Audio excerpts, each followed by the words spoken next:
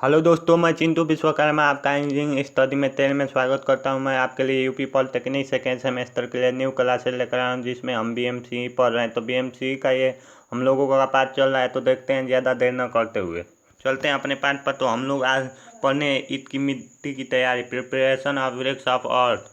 तो देख लेते हैं ये किससे कैसे होता है। तो ईद उत्पादन के लिए मिट्टी खोदना तथा इसे तैयार करने पकाने योग्य बनाना सर्वप्रथम क्रिया है। यह क्रिया निम्न 4 चरणों से पूर्ण होती है। जैसे पहला है हम लोगों का मिट्टी खोदना, अपक्षयन, सम्मिश्रण, गूंथना। ये हम लोगों का 4 है।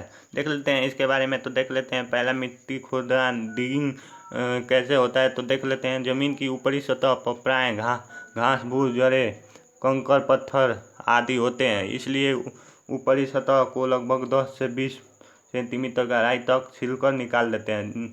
हम लोग का जानते हैं दोस्तों कि मिट्टी के ऊपर हम लोगों का घास फूस, जड़ें और कंकड़ पत्थर होते हैं। तो हम लोग क्या करते हैं कि जब मिट्टी को खोदते हैं तो उसे 10 से 20 मीटर तक गहराई तक सील देते हैं, जैसे हम लोगों का घास फूस और जड़ें, कंकड़ पत्थर हट। अब देख लेते हैं आगे। तो और नीचे से साफ मिट्टी खोदी जाती है। जब मिट्टी को सूखने के लिए ज़मीन पर फैला दिया जाता है, तो यदि कोई कंकड़ पत्थर हो तो उसे चुनकर अलग कर लेते हैं। यदि मोटे ढेले हो तो उसे तोड़ देते हैं। जो हम लोगों का दोस्तों क्या होता है, मिट्टी खोदते हैं तो उसमें हम लोगों का कोई कंकड़ पत्थर आ जाता है तो उसे हम लोग हटा देते हैं, और जो हम लोगों का अगर मोटे ढेले होते हैं तो उसको तोड़ देते हैं, जिससे हम लोगों का वह महीन हो जाए। ऑप्शन देख लेते हैं, वेदरिंग देख लेते हैं, इंग्लिश में कहते हैं। तो खुदी हुई मिट्टी के ढेले तोड़ने के बाद थोड़ा पानी मिलाकर छोड़ देते हैं, इसको अपक्षयन कहते हैं। जो हम लोग खुदी हुई मिट्टी को ढेलों को तोड़ना और थोड़ा सा पानी मिलाकर छोड़ देने पर उसे हम लोग अपक्षयन कहते हैं। इस क्रिया को कार्बनिक अशुद्धियों का विघटन हो जाता है। इससे मिट्टी में पाए जाने वाले कीड़े मकोड़े आदि नष्ट हो जाते हैं और मिट्टी सुगंधता तथा सामर्थ्य में सुधार होता है। खुदी गई मिट्टी को कुछ दिनों के अंतराल पर फावड़े से पलटते रहते हैं, जिससे कि सभी मृदा कण वातावरण में संपर्क में आ जाए। तो हम लोग जानते हैं दोस्तों कि जो खोदी हुई मिट्टी होती है, अंतराल फावड़े से पलट देते हैं, जिससे हम लोगों का जो मिट्टी है वह हम लोगों का वातावरण में संपर्क में आ जाए, जिससे हम लोगों का बढ़िया हो। अब देख लेते हैं सम्मिश्रण, ब्लेंडिंग इंग्लिश में कहते हैं। तो मिट्टी को पूर्णतः तोड़कर आवश्यकता अनुसार बालू तथा पानी मिलाकर अच्छी प्रकार से मिला देते हैं, जिससे कि मिट्टी के गुणों में आवश्यक सुधार होता है। इस क्रिया को सम्मिश्रण कहते हैं। यह क्रिया प्राय मिट्टी की अपक्षयन क्रिया के साथ ही कर ली जाती है। तो हम लोगों का जो दोस्तों होता है मिट्टी, तो हम लोग जानते हैं कि ज़्यादातर वह बालू, जो मिट्टी होता है हम लोगों का उसमें बालू भी रहता है। तो उससे हम लोग पानी और बालू मिलाकर उसमें क्या करते हैं कि उसके मिट्टी के गुणों में सुधार लाते हैं। उसके बाद देख लेते हैं गूंथना, कैंडिंग ऑफ पगिंग। तो सम्मिश्रण के बाद मिट्टी को निश्चित मात्रा में पानी डालकर सामान बनाने की क्रिया को गूंथना कहते हैं। जो हम लोग दोस्तों सम्मिश्रण के बाद हम लोग जो मिला देते हैं, उसके बाद हम लोग निश्चित मात्रा में पानी डालकर सामान बनाने की क्रिया को ही हम क्या कहते हैं, गूंथना कहते हैं। इस क्रिया को अंतर्गत मिट्टी में लगभग 25 से 30% पानी मिलाकर पैरा या जानवर द्वारा भली भांति गूंथा जाता है। जो हम लोगों का दोस्तों मिट्टी होता है उसमें हम लोग 25 से 30% पानी मिलाते हैं और उसे जानवर द्वारा या अपने पैरों द्वारा भली भांति गूंथा जाता है। इस समान व शुभ होता है, मिश्रण तैयार हो जाता है। लंबे समय तक भंडारण करने के लिए इस मिश्रण को चटाइयों द्वारा ढक देते हैं। इस मिश्रण की सुगंधता बनी रहती है।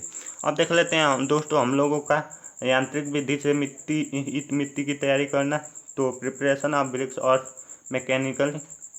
तो उस गोती के कार्य के लिए यह अधिक मात्रा में ईंटों का निर्माण करने के लिए मिट्टी बनाने तथा गूंथने हेतु एक मशीन का कार्य किया जाता है, जिसे पग मिल कहते हैं। जो हम लोगों का दोस्तों मशीन होता है वह जो गूंथता है, मिट्टी गूंथ कर मशीन में डाला जाता है, तो उसे हम लोग क्या कहते हैं, पग मिल कहते हैं। पग मिल से भली प्रकार से गूंथी हुई मिट्टी द्वारा प्राप्त होती है। यह मिल पशुओं, देख लेते हैं आगे दोस्तों, पशुओं द्वारा यह आंतरिक शक्ति द्वारा चलाई जाती है, जिससे चित्रानुसार लोहे का एक शंकुशिनक आकार का खोखला बेलन होता है। जो हम लोगों का पग मिल होता है, देखिए दोस्तों चित्र में दिया गया है, तो ऐसा ही हम लोगों का पग मिल है।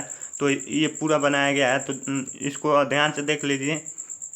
हम लोगों का यह ऊर्ध्वाधर शाफ्ट है, यहाँ पर भूमि तल है, शंकु आकार, मतलब ये देख लीजिए, ये इसी तरह पग मिल होता है। इसका चित्र बनाया गया है। आकार का खोखला बेलन होता है जिसका ऊपरी व्यास 1.2 मीटर तथा निचला व्यास 0.9 मीटर होता है। जो हम लोगों का जो तो पग मिल होता है उसका आकार का खोखला बेलन तप वह एक होता है। ऊपरी हम लोगों का ऊपरी व्यास होता है 1.2 मीटर तथा निचला व्यास होता है हम लोग का 0.9 मीटर तथा इसकी ऊंचाई 1.5 से 2 मीटर तक होती है। जो इसका पग मिल का होता है ऊंचाई ये 1.5 से 2 मीटर तक होती है। तब को लगभग आधी ऊंचाई तक जमीन को गाड़ देते हैं। इससे भरण तथा निकास से आसानी होती है तथा तब भी नहीं पलटता।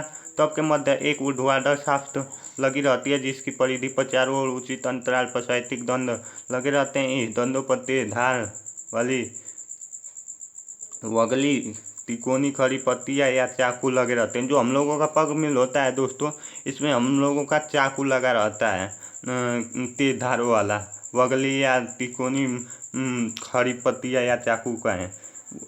इन ऊर्ध्वाधर शाफ्ट को घुमाने के लिए विद्युत या डीजल शक्ति का प्रयोग किया जाता है। जो हम लोगों का ये ऊर्ध्वाधर पग मिल चलता है तो इसे हम विद्युत शक्ति या डीजल शक्ति का प्रयोग करते हैं। अब देख लेते हैं आगे। तो पग मिल सम्मिश्रित मिट्टी की आवश्यक पानी के साथ तब में शीर्ष से डाला जाता है।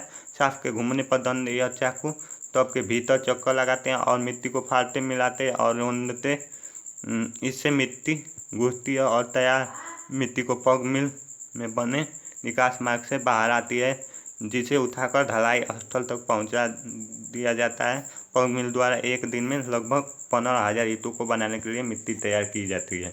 जो हम लोगों का पग मिल होता है दोस्तों, तो ये हम लोगों को 15,000 ईंट बना सकती है ये एक दिन में। तो ये बहुत ही अच्छी है।